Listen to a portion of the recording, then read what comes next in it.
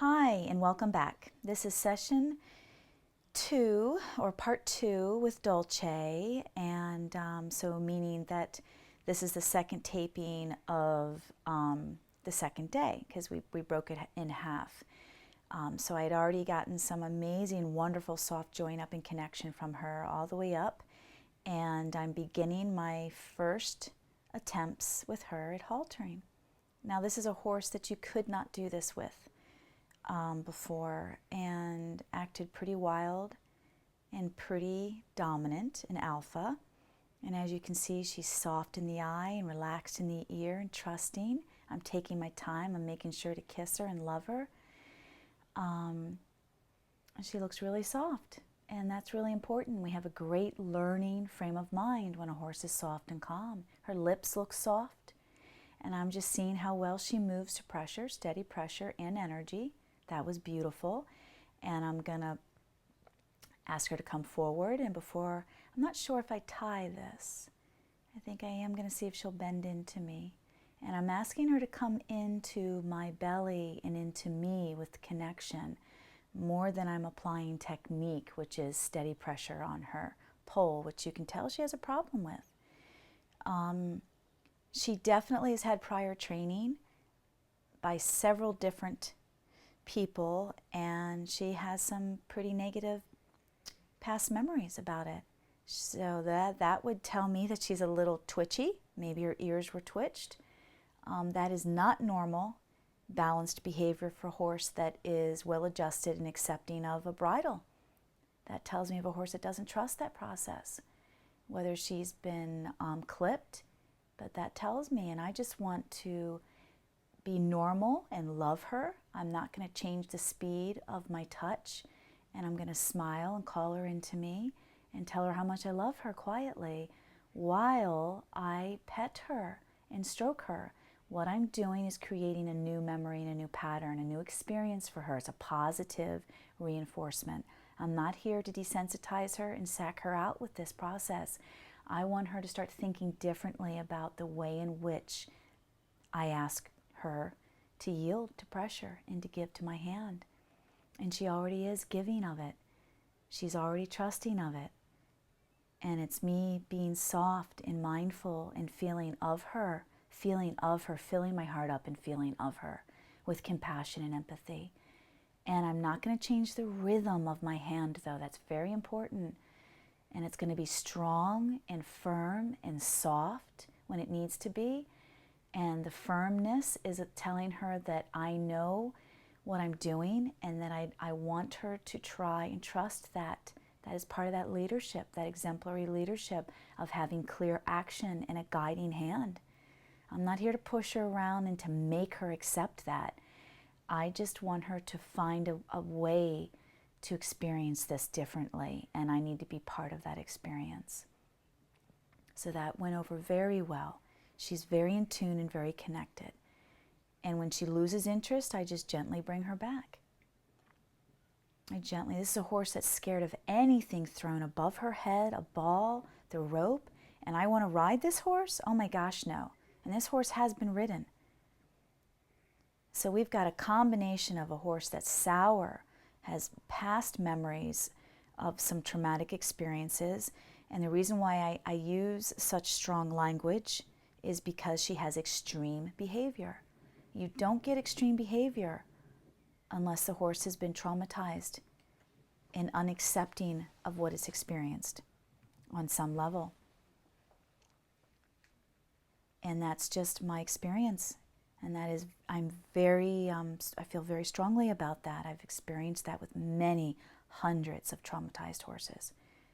You get a young, fresh colt, young horse out of the field, or one that you've been working with quietly and imprinting since a baby, you're not going to have that. They're not going to act like you're a tiger that's attacking the back of their head. It's just, if they do it for 1 minute, they get over it and realize it. What makes it more challenging for a horse like hers, we've got to undo what's been done. Now, what I was doing was seeing how well she would move to my energy more than anything, folks. It wasn't me pushing on her nose so much as it was me using my breathing, my intention, which is my approach, combined with the technique of the rope across her nose. A horse like this that has past baggage and negative experiences, technique is only going to trigger it. If you keep her connected, which I'm doing by blowing and kissing on her, if you keep her connected, then she keeps coming back to you in that positive experience, which changes the way she perceives the situation. This is the only way to handle traumatized horses and to help rehabilitate. You've got to change the way they perceive what you're doing. And you cannot do that by repetitive sacking out and desensitizing. They need to trust you. They need to trust you. They want to trust you. So bring them home, help them belong, help them feel like they belong and that you care. But again, you don't see my rhythm stopping, so the technique is balanced with the approach the entire time. I am not going to baby her. I'm going to let her know that my energy and intention is clear and strong, and my heart intention is soft and loving. There's a balance with all of it, and the movement of this rope, I cannot baby her or she'll never grow confident. She's got to be able to handle. Now she's backing up because she's not clear, and I'm getting in position of my partner walking right now. So I'm just staying with her. I'm staying with her until I can get behind her withers. Isn't that interesting how she doesn't want me back where I would ride? She doesn't even want me back there. So I'm staying with her. I'm grounding. You see my hand touching and not touching. I'm breathing and grounding her. Now I'm asking her to move forward while I reposition myself behind the wither. This is my partner walking. It is important that she trusts me here, or I cannot ride her. And that she stays arced into me and focused on me. This is a horse that I've never worked with. This is the second day of working with her. The second day, the first day was 15-20 minutes. The second day, this is the second half of the 30 minutes I spent with her. So she's had a total of 45 minutes with me, and we're already doing beautifully. Beautiful technique, soft and connected technique. I'm forcing my love. It's the only time I'll use force is for some good lovin's, good kisses. Yep, you bet I'm going to force that. It's good stuff. It's good stuff. My dog wants to be a part of it now. I love it that they feel it. They feel the love. Yep, and this is how the horses start to associate family. All these interlocking species, these relationships. They feel your joy. And this is the way we all relate together. And we take time. Dulce's done beautifully with those few minutes of technique. Now let's just take a break, a respite, and let's just enjoy each other and have some fun. This is how we work. It is not a drill session. It is not a saturation session. It is time. Time to digest, time to be, and time to do. There we go. She's got it. She's got it. She walks slowly and with confidence.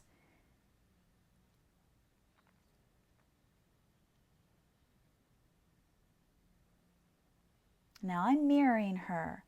Normally in my partnership, if the horse has some trepidation and is a little bit concerned and anxious, then I will slow things down and mirror the horse. The mirroring of the horse helps to build trust and respect. And once I have that with her, then I will ask her to step up and mirror me, which builds more partnership and deeper leadership. Now I just asked her, I've never worked with her online. I already moved the shoulder over. It's energy and intention and focus. The power is amazing. And this can be a very brutal mare. Very marish when she's in heat, bites and kicks, dominates everyone. She's very aggressive with food and just out with the herd. Could not catch her. Oh my gosh. Have no idea what she's like to be ridden, obviously. Have not ridden her. So this is how I want to be with a horse before I ever ask to be on its back. I want permission. I want trust. I want acceptance. Look at her checking in with the dogs. I want safety. I want to make sure that I have all of this working. So now I'm changing sides. Again, I'm asking her. See, my backhand is asking her to step forward, but she's worried, so I'm just going to stay with her and reassure her. The other side was going really well, so that's why I switched to this side. So there's so many subtle nuances. I really take my time. I keep an eye on her, and when I can, I keep an eye on where I need to go. That's beautiful. She really needs to feel like she belongs. She's such a loving mare. Look, she is so soft within, and yet has such a hard, brittle, defensive shell for protection. She's been so misunderstood. So misunderstood.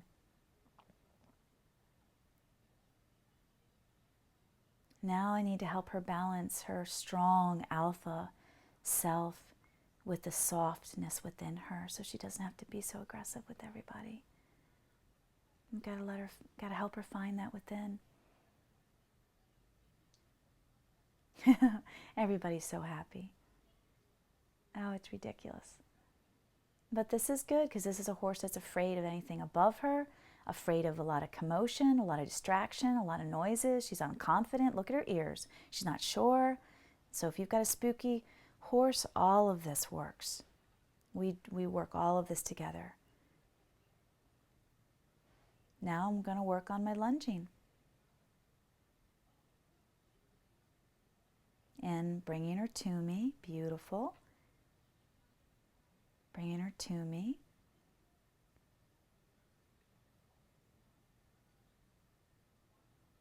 And there we go. And would you believe, we're going to have to tape Erica working with her. Erica's filming this right now. This horse comes running to Erica. This horse runs behind Erica. This horse is like a dog. And after my, I think, 2 days or 3 days with her, I handed her over to Erica. Within 2 more days, Erica had her. It's just amazing what this horse is doing with energy work and connection. It's just absolutely beautiful. So look how soft we are, and look how soft I am. Just with my fingertips, I ask for her to come in. And look how giving, and look how trusting and soft in the eye. And she can leave. Now this is the test, folks. If you've had a fulfilling and rewarding experience in your work with your horse, and it's been for both of you, your horse will not leave you. When you get done riding and you dismount, does that horse follow you? When you get done working with your horse and turn them out, does that horse stand and wait for you? She could leave. So there's a balance of love. Horses want companionship. They need companionship. They need to feel needed, wanted, and that they belong. Oh, Sydney got her sneak attack kiss. I love it. And this is a horse that has wanted to kill my dogs. And she's learning how to be with dogs and be with me. And there she goes. And Sid's gonna chase her and play. And Dulce's playing. She tossed her head. That was beautiful. So I'm just going to go back before I wrap this up and make sure Dulce's okay. Because she did trot off. She left me, but then she woke up and went, oh my gosh, what am I doing here? It'll take time. That's beautiful. Look at her. I'm sure I'm smooching, which I do to call her in. But again, this is just the second day. This needs to be consistent for many, many, many, many days, many months. The number of years that a horse experiences something or lives with that memory, sometimes it's the number of years to undo it. That's wonderful.